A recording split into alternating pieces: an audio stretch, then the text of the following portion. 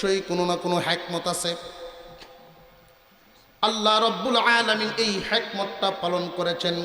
বয়সটা সহ উল্লেখ করে দিয়ে আরেক আয়াতের মধ্যে বলেন, ইম্মা ইয়াবলুগান্না ইনদাকাল কিবারা আহাদুহুমা আও কিলাহুমা। ও দুনিয়ার যুব সমাজ, তোমার আব্বা আম্মা উভয় অথবা দুইজনের যে কোনো একজনকে যদি বার্ধক্য অবস্থায় পাও,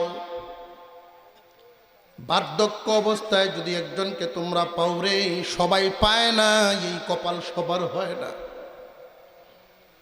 বুড়া হওয়ার আগেই মা বাপ দুনিয়ার থেকে বিদায় হয়ে যান। বেশিরভাগ মানুষ এই বুড়ার হালতে মা বাপ পায় না। যারা পাও বার্ধক্য অবস্থায় মা বাপ, তাদের প্রতি ইহসান করবা। আল্লাহ এই বিধান করেছেন। এই কারণেই দুনিয়ার জমিনে একজন মানুষ যখন বার্ধক্য অবস্থায় পৌঁছে যান, শিশুর চাইতে অসহায় হয়ে যায়। একটা শিশুকে যে কেউ টান দিয়া কুলে উঠায় নেয়, পেশাব করে দিল একজন শিশু, যে কেউ তারে টান দিয়া পরিষ্কার করিয়া কুলে উঠায় নিতে পারে। কিন্তু একজন বুড়া মানুষ যদি বিছানায় পেশাব করে দেন, ঘন্টাকে ঘন্টা পেশাবের মধ্যেই পড়ে থাকবে। তুমি সন্তান নির্দিষ্ট মানুষ ছাড়া তার দ্বারে কাছে কেউ যাইব না। বৃদ্ধ বৃদ্ধা মানুষগুলো শিশুর চেয়ে অসহায়। যদি রে বান্দা তোমার আব্বা আম্মাকে বার্ধক্য অবস্থায় পাও, তাদের প্রতি ইহসান পূর্ণ আচরণ করবা। ইহসান পূর্ণ দয়ার আচরণ, দয়ার আচরণ করবা। মা বাবার প্রতি দয়ার আচরণ, মা বাবার প্রতি দয়ার আচরণ করলে আল্লাহ খুশি হন। ইহসান পূর্ণ আচরণ সবাই বুঝে না, এটা সবাই বুঝে না। যুবকদেরকে উদ্দেশ্য করে আমি বলি, মনোযোগের সাথে শুনবেন। যুবকদেরকে উদ্দেশ্য করে আমি বলি, মা বাপ তোমার এই সংসারটা এক সময় চালাইতো, এখন সংসার তাদের হাতে নাই। তোমার আব্বা মা বার্ধক্যে যখন পৌঁছে যায়, তখন তাদের মনের দিকে তোমরা খেয়াল রাখবা। তারা কিন্তু খুব আদর করে তোমাদেরকে লালন পালন করেছেন। তোমরা তোমাদের সন্তানদেরকে যেই পরিমাণ মহব্বত করো, তোমার আব্বা মা তোমাকে এর চাইতে সামান্য কম করে নাই। তুমি যদি একবার খানা না খাইছো, তোমার মা বাবা পেরেশান হয়ে যেত তোমার খাওয়ানোর জন্য। কিন্তু তোমার আব্বা আম্মা যখন বার্ধক্যে পৌঁছে যান, বুড়া হয়ে গেলে মানুষের মুখের রুচি কমিয়া যায়, তরকারি দিয়ে পেট ভরে খাইতে পারে না। তুমি বাজার থেকে কলা গুড় আলাদা একটু করে আইনে রাখবা বাবার যত্নের জন্য। রে দুনিয়ার ইমানদার মুসলমান, মা বাবা তোমার কাছে বড় মাছ চায় না, গোশত চায় না, তোমার আচরণটা সুন্দর চায়। তুমি যদি আলাদাভাবে 200-500 টাকা বাবার হাতে দিয়ে দাও, আব্বা আপনি বাজারে যান, ইচ্ছা মতো খরচ করবেন, আপনার সমবয়সীদেরকে নিয়ে চা খাইবেন, এটা হিসাব নিব না। হিসাব ছাড়া 300, 200, 500 হিসাব ছাড়া এই পরিমাণ পয়সা দিয়ে রাখবেন মা বাবার হাতে। ফকির ভিক্ষা চায় আপনার আব্বার কাছে, উনি যেন 10টা টাকা দিতে পারেন। মসজিদের দান বাক্সটা সামনে আসছে, বাবা এই যেন 10টা টাকা এখানে দিতে পারে। এই 500 টাকা প্রতি মাসে তোমার আব্বার হাতে যদি দিয়া দেও, হিসাব ছাড়া এটা সংসারে লাগবে না। তোমারে আল্লাহ 10 গুণ বাড়ায় অন্যদিকে দিয়ে দিব। অনেক মা বাবা আছে ঠিক, সন্তানাদিদেরকে বাদ কাপড় দিচ্ছে, কিন্তু এই বিষয়টা লক্ষ্য করে না। তোমার আব্বা বুড়া মানুষ, বাজার থেকে যদি ঘরে আসে, তোমার বাচ্চারাই তারে গিয়া দাদা কি আনছো করিয়া ধরে। ওই সময় তোমার আব্বা যেন তাদেরকে একটা সান্ত্বনা দিতে পারে, তুমি স্বাধীনভাবে কিছু টাকা তোমার বাবার হাতে দিয়া রাখবা। তোমার বাবার মন বড় থাকবো। তোমার মার হাতে যদি কিছু পয়সা দিয়ে দাও, তোমার বোন বাগ্নি তোমার সন্তানরা কিছু চাইলে, তোমার বোনবাগনিরা আসলে তাদের পিছনে খরচ করতে পারবো, এইগুলোর দ্বারায় তুমি গরিব হইবা না রে বান্দা, বরং আল্লাহ পাক এইগুলোর দ্বারায় তোমার অনেক ধনী বানাইব। মা বাপ যদি খুশি থাকে আল্লাহ খুশি থাকবেন। হাদিসের মধ্যে আসছে মা বাপ যদি বেজার হয় আল্লাহ তোমার প্রতি বেজার থাকেন। মা বাবাকে খুশি করে যদি কবরে দিবার পারো, আল্লাহ পাক রব্বুল আলামিন তোমাকে দুনিয়াতে 3টা নিয়ামত দিবেন। দুনিয়ার জমিন থেকে যখন বিদায় হয়ে যাবে তখন একটা নিয়ামত পাইবা। দুনিয়াতে থাকতে 3টা, আখেরাতে একটা। আখেরাতের নিয়ামত জান্নাতের দরজা খোলা থাকবো, সহজে জান্নাতে হয়ে যাইবা। দুনিয়ার জমিনের 3টা নিয়ামত, 1 নাম্বার আল্লাহ তোমাকে রিজিকে বরকত দিবেন। রিজিকে বরকত, বেশি টাকা ইনকাম করার নাম কিন্তু বরকত নয়, বরকতের অর্থটা ভিন্ন। বেশি টাকা কামাইলেই যে শুধু বরকত হবে বিষয়টা এমন নয়। আল্লাহ পাক রব্বুল আলামিন মা বাবার দোয়ার বরকতে আল্লাহ তোমাকে বরকতি মাল দিবেন। ইনকাম যদিও কম হয় আল্লাহ তোমারে সুন্দর মতো চালায়া নিব। মা বাবার দোয়ার বদৌলতে 3টা নিয়ামত। 1 নাম্বার রুজি রোজগারের মধ্যে কামাই রুজিতে আল্লাহ বরকত ঢেলে দিবেন। 2 নাম্বার সন্তানগুলো মানুষের মতো মানুষ হবে। 3 নাম্বার আল্লাহ তোমাকে একটা সুস্থ হায়াত দিবেন, সুস্থ একটা হায়াত দিবেন তোমাকে। মুসলমান ইমানদার ভাইয়েরা আমার, মা বাবার প্রতি ইহসান করবেন, মাতা পিতার প্রতি ইহসান। আল্লাহ পাক রব্বুল আলামিন প্রথম যেই কথাটা বলেন, ইম্মা ইয়াবলুগান্না ইনদাকাল কিবারা আহাদুহুমা আও কিলাহুমা ফালা তাকুল লাহুমা উফফিন ওয়ালা তানহারহুমা। অনেক যুবক ভাইয়েরা মা বাবার সাথে কথা বলেন জারি দিয়া, দমক দিয়া, জোরে আওয়াজ দিয়া। মায় যদি কয় যে বাবা খায়ালাও, তবু ধমক দিয়া কয় খাইতাম না।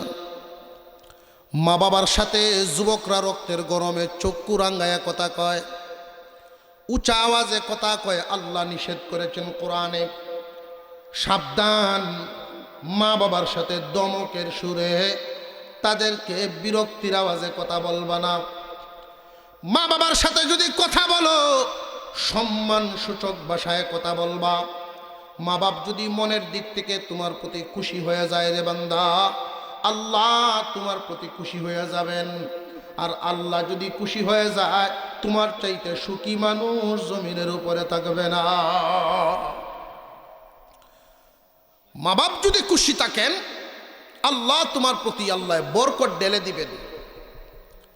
কোনো একজন মানুষ 10 লাখ টাকা ইনকাম করলেও মা বাবার দোয়া যদি তার সাথে না থাকে, এই 10 লাখেও তার মাস পার হইতো না, পেরেশানি দূর হবে না। মা বাবার দোয়া যদি সাথে থাকে 10,000 মাসে ইনকাম করলেও সে কামিয়াব। মা বাবার দোয়া ছাড়া একজন মানুষ কামিয়াব হতে পারবে না। অনেক সময় আমরা মা বাবারে ঘরে রাখছি ঠিক, কিন্তু এদের সাথে সময় দেই না। নীরবে তার সাথে কয়েক মিনিট সময় দিবেন, তার মনের কথাটা বুঝবেন। সবার বিবি সমান হয় না, সব মহিলা সমান নয়।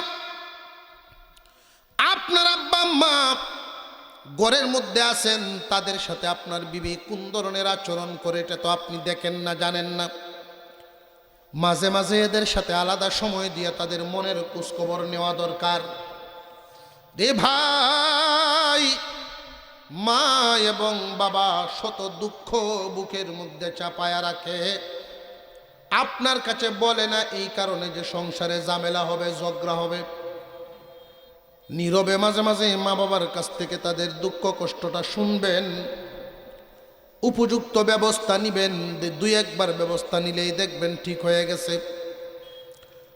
এটা ভাববেন না যে আমি যদি বিবিকে 2-1 কথা বলি সে মন খারাপ করবে। মা বাবারে খুশি করতে গিয়ে যদি বিবি বেজার হয়, এই জন্য আপনি আসামি হবেন না। কিন্তু বিবিকে খুশি করতে গিয়ে যদি মা বাবারে বেজার করেন তাহলে কিন্তু আসামি হবেন। বিবি পরিবর্তন করা যায়, মা বাবা পরিবর্তন করা যায় না। মা বাপ তো এমন এক দৌলতের নাম, দুনিয়া ঘুরবেন এই ডাকটার মতো একটা ডাকে আপনি পাবেন না। মা বাপ যেইভাবে নাম ধরে ডাকটা দিবেন এই ডাকটাও আপনি কোথাও থেকে পাবেন না। আজকালকার মানুষের হালত হলো শ্বশুর বাড়ির বড় ভক্ত হয়ে যায়, শ্বশুর বাড়ির বড় ভক্ত হয়ে যায়। খুব সাবধান, শ্বশুর বাড়িতে যদি আপনি একটা ট্রাক ভরিয়াও ফল নেন, শ্বশুর বাড়িতে ট্রাক ভরে ফল নিয়ে গেছেন, শাশুড়ি খুশি হইব ঠিক, কিন্তু এই খুশিটা বেশি সময় থাকে না। শ্বশুর বাড়িতে ট্রাক ভরে আপনি ফল নিছেন, শাশুড়ি খুশি হইয়া বেশি তো বেশি কইব কি, এটা আমার পাগল জামাই, এর বেশি কিছু কইতো না, আমার পাগল জামাই দিয়া দেখো ফল জানাটা দিছে। কিন্তু বিবির সাথে একটু ঝগড়া লাগিয়ে দেখেন, আপনার 12টা বাজে আছেন। কিন্তু মা বাপ তো আপনি দিলেও মা বাপ আছে, না দিলেও মা বাপ আছে। আল্লাহ পাক বলেন এদের সাথে সুন্দর আচরণে কথা বলবা। আল্লাহ পাক রব্বুল আলামিন 2 নম্বরে বলেন মা বাবার প্রতি ইহসান করবা। 1 নম্বর আল্লাহর সাথে কাউকে শরীক করবা না। 2 নম্বর মা বাবার প্রতি ইহসান করবা, সব সময় মা বাবার সাথে ইহসানপূর্ণ আচরণ করবা। এই ইহসানপূর্ণ আচরণ করবা এই কথাটা বলি আবার আল্লাহ বলেন 3 নম্বর ওয়ালা তাকতুলু আওলাদাকুম মিন ইমলাক নাহনু নারযুকুকুম ওয়া ইয়্যাহুম। আল্লাহ বলেন ও দুনিয়ার মানুষ, তোমরা তোমাদের সন্তানদেরকে হত্যা করো না, হত্যা করিও না। রিজিকের বয়ে, বরণ পোষণের বয়ে, বেশি সন্তান হইলে কেমনে বরণ পোষণ করমু এই চিন্তায় সন্তান হত্যা করিও না, জন্ম নিয়ন্ত্রণ করিও না। তোমার বিবি যদি শারীরিকভাবে অক্ষম হয়ে যায় সেটা হলো ভিন্ন মাসালা। বিবি সক্ষম এই অবস্থায় সন্তান তুমি দুনিয়াতে আনবা না, জন্ম নিয়ন্ত্রণ পদ্ধতি তুমি করিও না। আল্লাহ পাক রব্বুল আলামিন বলেন নাহনু নারযুকুকুম ওয়া ইয়্যাহুম। রে বান্দা বান্দি, তোমাদেরকে আমি আল্লাহ খাওয়াই, তোমার সন্তানদেরকেও আমি খাওয়াইব। রিজিক দেওয়ার মালিককে সন্দেহ আছে মনে হয় আপনারা? রিজিক দেওয়ার মালিক আল্লাহ। বরং সন্তানাদি যদি বেশি হয়, কটা পর্যন্ত চলবো? মাশাআল্লাহ, ঠিক আছে। সন্তানাদি যদি বেশি হয়, আপনি লক্ষ্য করে দেখেন যারা এই বুলি লইছে, কিছু বুদ্ধিজীবী আছেন আমরা দেশ, একটা ছেলে একটা মেয়ে যথেষ্ট, এক ছেলে এক মেয়ে যথেষ্ট। বরং সামাজিকভাবে লক্ষ্য করিয়া দেখেন যার ছেলে বেশি তার ভাব আরো বেশি। জোরে কর। পরকালীনভাবে চিন্তা করেন, একটা তৈয়া গেলেন, যদি এটা খারাপ হয় তো আপনার সবই গেল। সন্তান যদি বেশি হয়,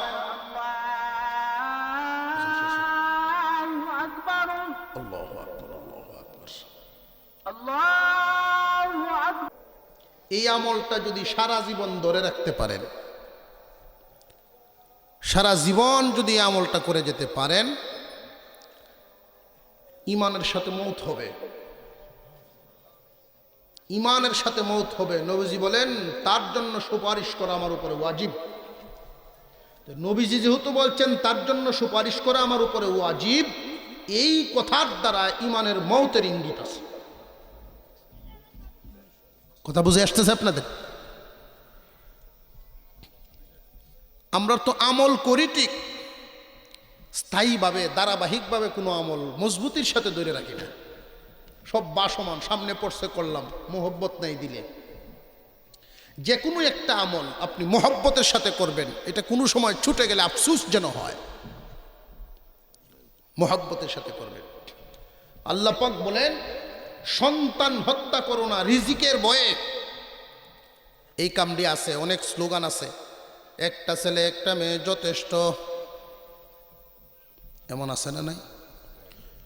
মানুষ বাড়ে বছর বছর, জমি তো আর বাড়ে না, বাড়তি মুখে খাবার দিতে কেউ কোনোদিন পারে নাই। কথা শিরিকি কথা, কুফুরি কথা, কুফুরি মতবাদের কথা এগুলো। রিজিক দেওয়ার মালিককে। এই জমিনে এমন একটা সময় ছিল প্রতি কেয়ারে কয় মন দান হইতো? আগের দিনের চাইতে বেশি ওই হয় না, বাড়ায় দিছেন কে? যদি কেউ মনে করে যে হুজুর পদ্ধতি বিজ্ঞানীরা আবিষ্কার করছে, পদ্ধতি এই জন্য বাড়ে, বিজ্ঞানী এই বিজ্ঞানের থিওরি আনছে করতে বাপের বাড়ির তো না, আল্লাহ দিছে। মানুষের মাথার বুদ্ধি ঢেলে দিবেন আল্লাহ। এমন একটা সময় ছিল 2 কের জায়গা লইয়া বাড়ি বানাইতো মানুষ, 1 কের খালি জঙ্গল, বাথরুম বানাইবার লাগিন 1 কের, জোরে কর, বাথরুমের লাগিন 1 কের, বাড়ি ঘরের লাগিন আর 1 কের উঠান উঠান লইয়া। আর এখন ঘর বাড়ি বানাইবার জন্য 5 শতকের মধ্যে 5 বাই। এই বুদ্ধি দিছেন কে? আল্লাহ বলেন নাহনু নারযুকুকুম ওয়া ইয়্যাহুম।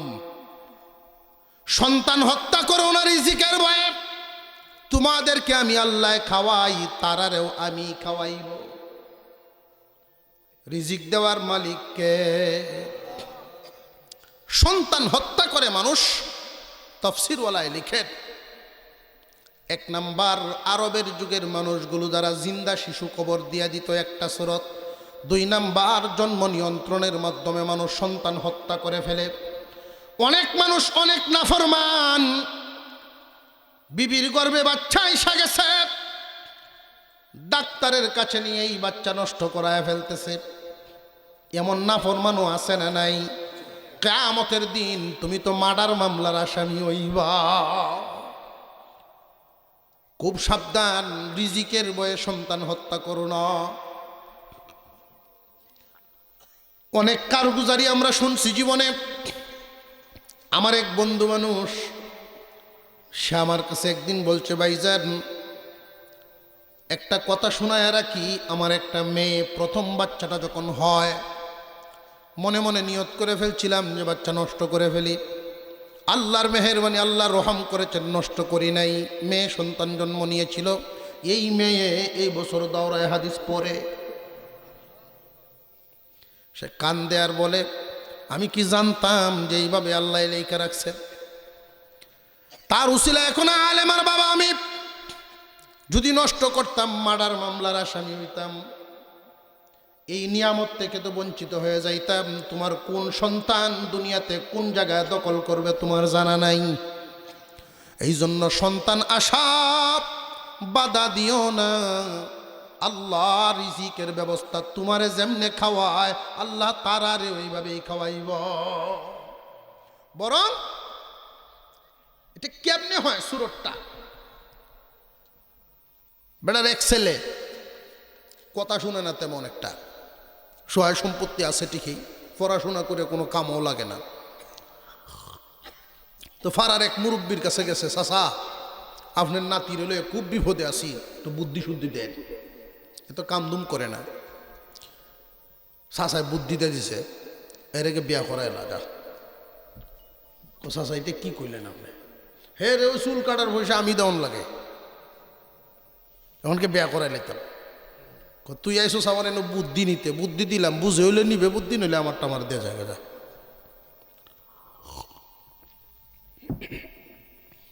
মনের অনিচ্ছায় হইল মুরব্বীর কথায় তারা বিয়া করাইছে। যেই বিবাহ করাইছে, এখন তো বিবির একটা ঠেলা আছে না। আগে তো একদম কামদুমো মন দিছে না, রাত্রে 12টায় গড়াইতো, দুপুর 12টায় বাইরিত। আর এখন এশার পার করে না, এশার আগে এই বাড়িতে বাপে কয় না, মোটামুটি তালু আইতাছে দেখা যায়। বাপ যদি বন্ধ যায় কাজও, ফিসে ফিসে যদিও সারাদিন থাকে না, কিছু হইলেও যায়। তো এই বুড়া বেটার সাথে দেখা, কিরে তোর ভূতের কি খবর? কোনা চাচা মোটামুটি লাইন আইতাছে, দেখা যায় যতটুকু আইতাছে চাচা, এতটুকু তো যথেষ্ট না। ছেলে একখান হয়ে গেছে 1 বছর পরে, এখন কি করতাম? হয়তো আমার ইনতে ইতিহাস পয়সা নেই, অন্য কোনো কাজ কাম ইনকাম টিনকাম করে না, সংসারের পয়সা দিয়ে চলে। চাচায় বুদ্ধি দিছে, তোর ভূতরে আলাদা করে দে, যা আলগা করে দে। আমি যদি আলগা করে দিয়ে চলবো কেমনে? দেখিস না কেমনে চলে, আলগা কর গে তুই। যেই আলাদা করছে, এখন তো বিবিও চাপ দে, তার মনের জোরও বাড়ছে, কারণ সন্তানকে তো কিছু খাদ্য তার দিতে হইব, দুধ লাগবো, ওষুধ লাগবো, কাপড় চোপড় লাগবো। এখন মোটামুটি ইনকাম শুরু হয়েছে তার। চৈত্র মাস আর কার্তিক মাস আইলে বাপে যদি কয়েক মন দান দেয়া দেয়, তাহলে সারা বছরে নিজেরটা দিয়ে নিজে চলতে পারে। দিয়ে আরেক সন্তান হয়ে গেছে, এখন আর বাপের দেওয়ান লাগে না। এই যে ইনকাম তার বাড়তেছে, মানুষ বাড়ার সাথে সাথে মনের জোর বাড়ে। হাত তো তার দুইটাই, মনের জোর বুদ্ধি বাড়তেছে। এগুলো আসলে দেন কে? আল্লাহ। বহু মানুষ এমন আছে বিবাহ করার আগে নিজেই চলতে পারে না, এখন কয়েক সন্তানের বাপ নিজে তো চলতেই পারে, মা বাপরে আরো দিতে পারে। এমন আছে না নাই? আল্লাহ বলেন রিজিকের ভয়ে সন্তান হত্যা করিও না, এটা 3 নাম্বার। 4 নাম্বারে আল্লাহ বলেন ওয়ালা তাকরাবুল ফাওয়াহিশা মা যাহারা মিনহা ওয়া মা বাতান। অশ্লীল কর্মকাণ্ড করবা দূরের কথা, প্রকাশ্যে হোক গোপনে হোক, দ্বারে কাছেও যায় না। অশ্লীলতা বেহায়াপনার কাজ কর্ম, এগুলোর দ্বারে কাছে যায় না, প্রকাশ্যে হোক গোপনে হোক। অশ্লীল কর্মকাণ্ডের দ্বারে কাছে গেলে তোমারে এইগুলো পায়া বইব, অশ্লীলতার মধ্যে নিয়ে লাগাইয়া দিব, সামিল করিয়া দিব। প্রথমে মানুষের চক্ষু নষ্ট হয়, এরপরে কলব, এরপরে অঙ্গ প্রত্যঙ্গ। প্রথমে তোমার চোখ নষ্ট হইব। এই জন্য আমি একটা কথা শুধু বলিয়া দেই, বর্তমান যুব সমাজের জন্যই এমন এক গুনার বাজারে এত গরম, ফকেট হল এই কয়েক সিনেমার হল। এমন একটা সময় ছিল, কেউ যদি সিনেমার হলে যাইতো, মেট্রিক পাস IFAS ছেলে, বাপের কাছে বিচার যদি আইছে তোমার ভূত সিনেমার হল গেছে, 3 দিন পর্যন্ত বাড়ির জায়গা দিছে না। আত্মীয় স্বজন লইয়া বুঝায় বাজায় চাচার আয়া বিলে, আচ্ছা আর যাইতো না, তৌবা তাস্তির করে লইছে, যা। একদিন সিনেমার হল গেছে, এই কারণে বাপের এই শাস্তি। আর এখন যেই 8 পাস করে, মার কাছে জ্ঞানের গণনা শুরু হয়, আমার টাচ মোবাইল কিনে দিবা, টাচ মোবাইল। বাপে যখন মানে না, আশপাশের মানুষ লইয়া সকলে বুঝায় যে দিলাও, ফুট বড় হইছে দিলাও। উল্টা হইছে না সমাজ? আগে একটা গুনাহ করার কারণে সকলে বুঝায় বাজায় পুত্রে গড় দেয়া যাইতো, আর ওহন গুনার মেশিন কেনার জন্য সকলে বুঝায় বাজায় বাপের রাজি করে মেশিন কিনে দিলাম। এই গুনার মেশিন তো এমন এক মেশিন, এমন কোনো গুনাহ নাই যেই গুনার নমুনা মেশিনও নাই। যুবক, শারীরিকভাবে তুমি অর্ধেক বয়সের আগেই বুড়া। এই গুনাহগুলোর মধ্যে লিপ্ত হইলে চরিত্র যদি নষ্ট হয়ে যায়, একটা জাতি ধ্বংস হইয়া যায়। চরিত্র যদি নষ্ট হয়, একটা জাতি ধ্বংস হয়ে যায়। মনের সহ, শরীরের সহ, বুদ্ধি সব কমে যায়। যেই গোষ্ঠীর মধ্যে মুরব্বীরা এই সচেতনতা অবলম্বন করবে না, যার যার গোষ্ঠীর অবশ্যই মুরব্বীরা এখানে আছেন, প্রত্যেকেই যার যার গোত্রের দিকে নজর করেন, এখনো সময় আছে। আপনার গোত্রের যুব সমাজ কোন হালতে আছে, আপনার গোষ্ঠীর যুব সমাজ কোন হালতে আছে, যদি দেখা যায় অ্যান্ড্রয়েড মোবাইল ব্যবহারের মধ্যে তারা লিপ্ত হয়ে গেছে, বুঝবেন আপনার গোষ্ঠীর দৌড় খুব বেশি দূর নেই, তারা পিছনে পড়ে যাবে।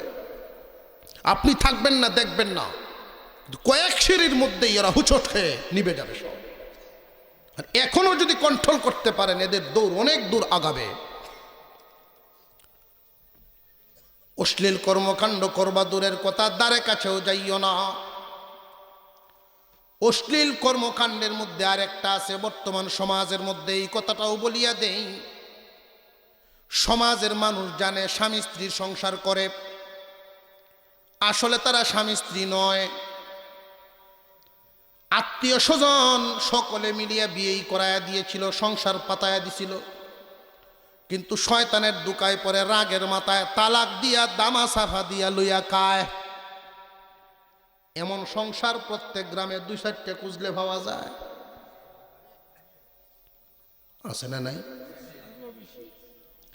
এই যে সংসারগুলো চলে, আল্লাহর নবী বলেন যে তালাক দিল, যারে দিল সমাজে জমিনে সবচেয়ে নিকৃষ্ট মানুষ, লানত প্রাপ্ত ওরা। আপনারা বলতে পারেন যে তালাক দিল, বুঝলাম সে নিকৃষ্ট, যারে দিল সে কেন? যে তারও ভূমিকা আছে, তারও ভূমিকা আছে। কেমন ভূমিকা লক্ষ্য করে দেখেন। একজন মানুষ যখন হাওর থেকে আসে 9টা-10টা বাজায় কাজ করে আইছে, বা দোকান থেকে আইছে, বেড়ো বেড়ার বুক ফেটের খিদায় বাড়িতে আইতাছে, আসার সময় যে গরু লই আইতাছেন, এই গরু একটা ছুটিয়া, আমরা রাত থেকে ছুটতে দৌড় মারছে, এইটারে দৌড়ায় এবার আরো বসে উঠছে শুনল। রাগের মাথা লইয়া যখন বাড়িতে আইছে, 10টার সময় ভাত খাওয়ানোর কথা সকালের, ওটা উঠান থেকে কইতেছে বাদবার বাদবার। তো বিবি সাহেব রান্দার থেকে উত্তর দিয়েছে আরো 1 ঘন্টা দেরি হইব রান্দা হইতে। যেই কইছে ফেডের কি দা, আর ভাত তখন কাই থাকতো না, মাথা তো ওটার গরম। ইংলিশে শুরু করছে কবিতা, আছে না হেডি, এই কবিতাটি শুরু করছে। নবীজি বলেন এই সময় মহিলারা চুপ থাকো, তার রাগ যখন চরমে উঠে গেছে, তুমি মা চুপ থাকো। কারণ পুরুষ জাতিরা ঘোড়ার মতো। কিসের মতো? ঘোড়া যখন রেগে যায়, তুমি তার সামনা নিবা না, তার উপরে সওয়ার হইতে চেষ্টা করবা না। যদি চেষ্টা করো তোমারে ফালবো নিচে, একটা ফাড়াও দিব ঘোড়ায়। আর যদি তার রাগটা থামায় ফেলতে পারো, তার উপরে সওয়ার হইবা, মাইলকে মাইল সফর করবা, অসুবিধা নেই। পুরুষের সামনা লইবা না। কিন্তু মহিলাকে এটা মানে, বেড়ার এই কবিতা শুনে বেটিও তো দেওয়া শুরু করছে। যেই শুরু করছে শয়তানের ডুল, 2 জনের রাগ উঠতেছে। বেড়ায় শেষ পর্যন্ত যে হাই ভোল্টেজের যে অ্যান্টিবায়োটিকটা সেইটা দিছে, যে কোয়ালতাম তরে কোয়ালতাম, এইটি যখন কয়, বেটিও কয় কোয়ালা। এমন কথাও হয় শ্বশুরের নামটা নিয়ে মহিলায় উচ্চারণ করে, অমুহের গড়ের হলেও হনুই কইবে, বেটায় কইতো না। যেই বাপের নাম লইয়া কয়, বেটা যে গুসাটা আহারে একদমে 15টা কয়, একদমে 15 তালাক। 3টে তুই নিস, আর বাকিটি তোর পরিবারের অন্যরা বাড়িতে তালাইস যাও। কিন্তু যখন গুসা থামে, রাগটা থামলে দেখবেন কি হালতটা হয়। বেটি 2 গরু এদিকে বইয়ে কান্দে, অন্য মহিলারা যদি টানে যে আয় গরু আয়, না এই গরু আর যাইতাম না, ও নাই না, যে বলা রাগ করছিন উষাছিল না। আর বেড়ায় রশি লয়ে হতে দে ঘুরে, রশি লয়ে হতে দে ঘুরে, বাঁচতাম না আমি, এই বাচ্চা কাচ্চা লয়ে কই যাইব? তো রশি লয়ে যদি ঘুরবার হয়, জঙ্গলও যা, ফতে দেখে লাগিন মানুষের ফিরাই করে। 2-4টা তারা ফিরাই, বাচ্চা যা বাউ করতেছি, হুজুররা তো আছে দেশ, বোঝা যায় হুজুররা আছে খালি এই কামের লাগিয়া। হুজুরের কাছে গিয়া যে বিষয়টা বুঝায়, হুজুর রাগের মাথায় 2 কথা কইছে, 3 নাম্বারটা কইছে না, মুখ দৌড়ে লাইছিলাম, হ্যাঁ বলে দৌড়ে লাইছি, অথচ হ্যাঁ সুনামগঞ্জ। তো হুজুরের কাছে গিয়া যেমনে কয়, হুজুর তো এমনি ওই মশালা দিব। 2 কথাই মাত্র কইছে, আর একটা যখন বাকি রয়েছে তওবা তাসতির করায়া হুজুর বিদায় দিছে, একটা যা আর এরম করিস না। বাড়ি তাইয়া কয় বাউ করে লইছি, অমুক হুজুর দিছে বাউ করিয়া। বাড়ি ঘরের মানুষ সমালোচনা করে, কি ব্যাপার, আমরা দিন দুপুরে সকলের সামনে টাস টাস হয়ে একটা তালাকটি দিছে, ওখানে অমুক হুজুরে কেমনে বাউ করে দিল না, হুজুররাও হন বিকি হয়ে রে, তখন আবার হুজুরের সমালোচনা শুরু হয়ে রে। এই জাতের মানুষও আছে।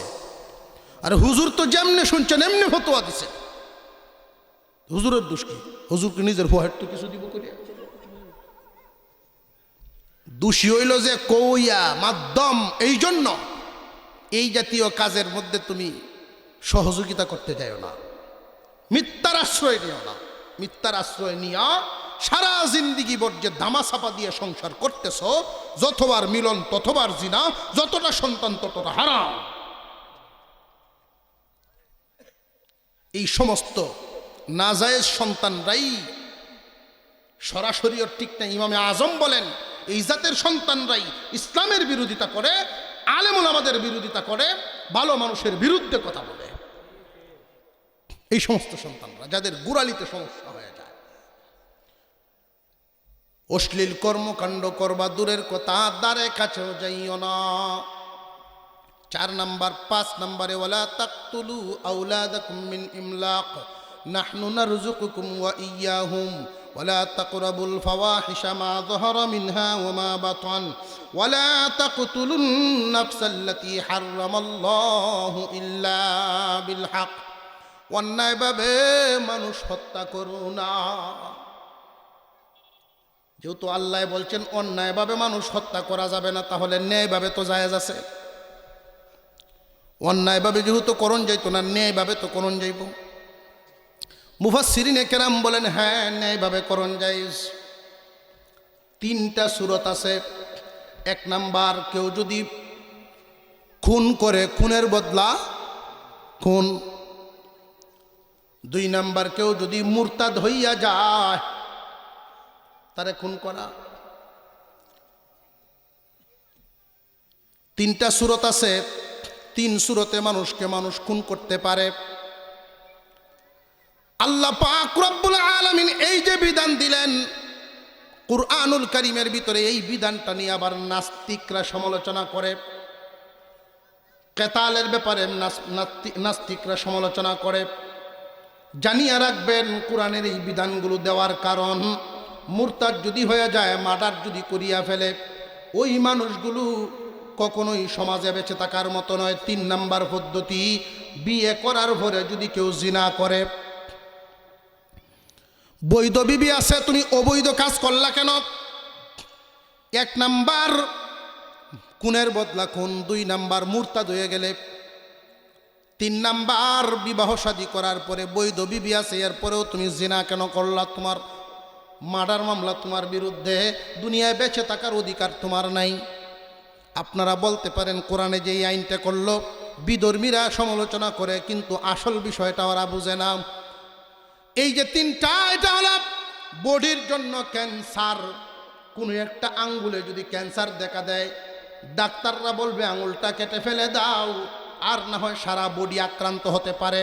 বুদ্ধিমানের কাজ আঙ্গুল ফালাও, বডি বাঁচাও।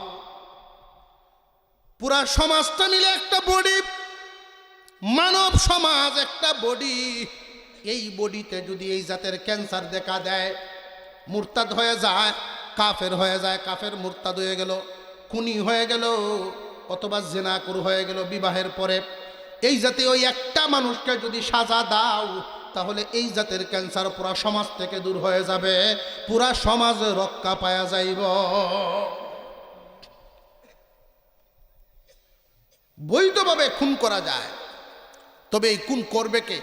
মনে মনে নিয়ে আবার কোন যাচ্ছে উন্নত গেলাম, দেখি সুযোগ পাইলে বয়া দেবে একটা। এটা আপনি আমার জন্য নয়, রাষ্ট্রের যিনি প্রধান হন তার জন্য এই কাজ। কথা বুঝে আসতেছে? যিনি রাষ্ট্রপ্রধান তার জন্য এই কাজটা। আপনাদেরকে শুধু জানাইয়া দিলাম, জীবনে কখনো বিবাহ শাদীর পরে যদি কেউ বৈধ বিবি আছে, অবৈধ কাজ করলো কেন, এই জন্য তার এই সাজা। আল্লাহ আমাদেরকে আমল করার তৌফিক দেন, বলুন আমিন। আরো জুড়ে বলেন আমিন। আজকের মাহফিলকে কবুল মঞ্জুর করেন।